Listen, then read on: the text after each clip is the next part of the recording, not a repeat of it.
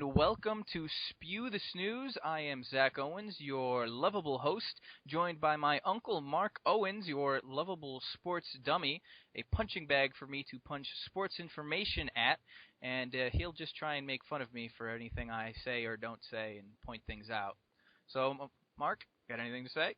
Good day to you, Zack. I'm here to be your dummy. All right, thank you very much for being my dummy. I appreciate it. So first off, really quickly, we're going to do ourselves a Sports for Dummies segment. This is all you need to know, about 2 to 3 minutes of the most important water cooler sports talk from the past week or so. You'll get all the important news and try and explain it quick and friendly so that you can seem sports smart at the water cooler at work or on the road or wherever you want to sound smart about sports. So first of all, we've got football. Just started 2 weeks ago where there was a lockout. A little bit of worry there about not having the season, but we have the season pretty much full, not full training camp, but most of it, full preseason or full season, not a lot of rule changes, all that stuff, so that's good. But one of the bigger things was Peyton Manning, quarterback of the Indianapolis Colts, the highest paid quarterback in the NFL, by the way. He is actually out with a neck injury. This is a wear and tear injury. He had a cervical fusion of some sort where they actually fused the spinal cord, the discs on the back of his neck. So what does wear and tear mean, Zach? That mean that he just had a difficult day one time, or was there actually some sort of a sports injury? Well, this is something from just like the wear and tear of the season. He's already had a neck surgery about, I think it was a year or two ago, maybe a little bit more. So this is kind of a reoccurring thing. This isn't is not an acute injury. This isn't something that happened on one play or a few plays. This is just one of those things. He threw too many head fakes. Yeah, he did too many pump fakes. He was trying to fake out the defense one too many times. But that's just one of those things. It's a football wear and tear of the player. You hear all those things about knees and sometimes. So he's done for the whole season? No, there's hope that he'll come back for this season. He was out 2 to 3 months at the beginning of the season, so that's like 8 to 10 games, I think. So he's out for a pretty long time. And they were actually optimistic at the beginning of the season that he'd start the regular season, the first game against the Texans, I believe. So if you're a fantasy owner of him, he's probably like a first rounder. You're totally bummed. Yes, pretty and much. You got to decide whether to keep him on your roster for that long or get rid of him. Right, exactly. The bigger thing here is that this injury is affecting the strength in his throwing shoulder, which has been, he said, weak and slightly painful. That could actually cause more problems than the neck and keep him out for the rest of his life from playing football. He might actually be done. This might be a career ender. It could be. A lot of people, I wouldn't bet on it being a career ender, but it could be. That would be sad because he seems like a good guy. I'm sure he's a hero to a lot of kids. He's not very good in his commercials, but other than that, I think he's good for the league. I'd hate to see him go. Yes, definitely. So moving on, we have ourselves college conference expansion, mostly the ACC. Now the Pac-12, formerly Pac-10, it gathered a couple extra teams, Colorado and Utah for football. This is affecting basketball as well. The big thing here is that this is considered a bit of a money grab. The real money for college sports is in college football, and what's happening is actually the Big East, which is a huge powerhouse college basketball conference. It's being ripped apart because Syracuse and Pittsburgh, which play football in the Big East, which is a small fish basically in football, is moving to the ACC, a big fish in football, and it's kind of a big fish in college basketball. But Syracuse being a founding member of the Big East, which is just absolutely huge college heritage for basketball, and they're moving because of football, and it's a big deal. We're soon going to have just a bunch of super conferences. So you're not allowed to be in different leagues for basketball than you are for football? Well, there's all these rights, and like Notre Dame is independent in football, but it's in the Big East for basketball. See, that's what you need to do. That is it's an interesting situation, but Notre Dame's always an interesting situation. But the part that gets me, Zach, and I guess I don't know about college football, is in the end they decide who's ranked where by the coaches all voting, right? Pretty much, yes. So does it really matter what, it's not like in the NFL, whereas your record determines where you're going to get in the playoffs or not, and if you're in a rough conference, or division or whatever, then you could have a harder time. In the end, playing against harder or lesser people doesn't really matter because it's the votes of the coaches, right? Well, actually, in the BCS standings, there's a bunch of computer rankings, including strength of schedule. the thing is that if you play in a weaker conference, your strength of schedule is a lot worse. Therefore, you get a lower computer ranking. So a team could actually go undefeated, as I think Utah did a couple years ago, and they had two 11-1 teams face off in the championship games, even though Utah was undefeated, and they actually won their bowl game too. You're right. I can't. Okay, I get it now. That would suck. Yeah. So basically, a powerhouse basketball conference is being torn apart by two teams that are only so-so at football because of money, pretty much. All because football pays for more. Yes. So pretty much, quick. Moving on again. Quick. But if it makes it less expensive for me to send my kid to college, I'm all for it. I don't think it will. It probably won't. It'll probably make it more expensive. Quick update on the NBA lockout.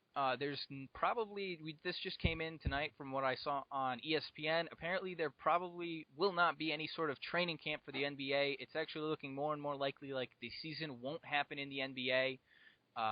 There's not much more about that other than the two sides, the owners and the players, are so far apart. It's not even funny. So probably no season. Can I ask some dummy questions there, Zach?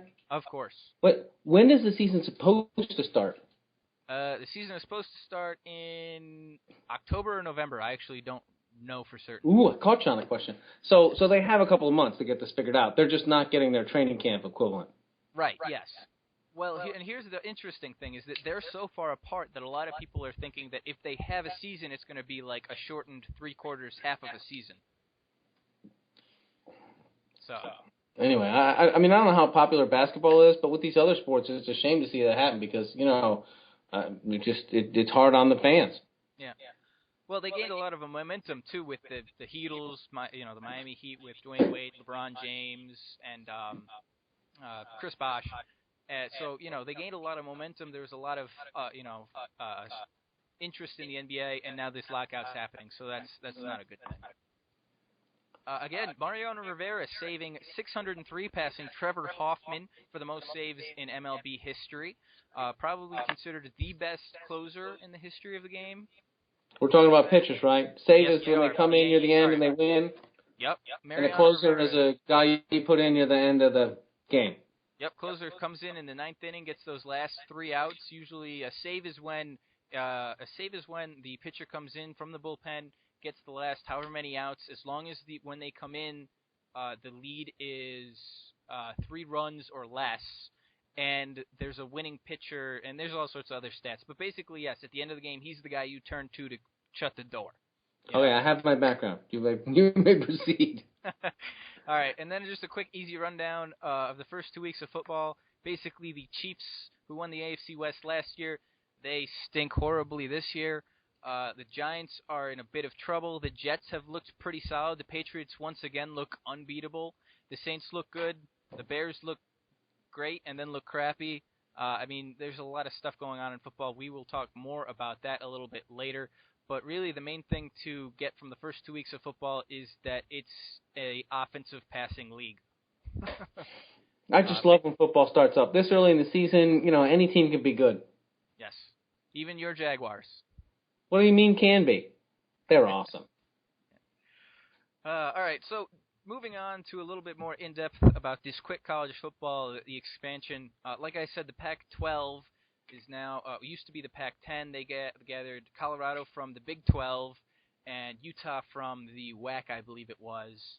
And so they actually went to 2, divisions in their conference, all sorts of stuff.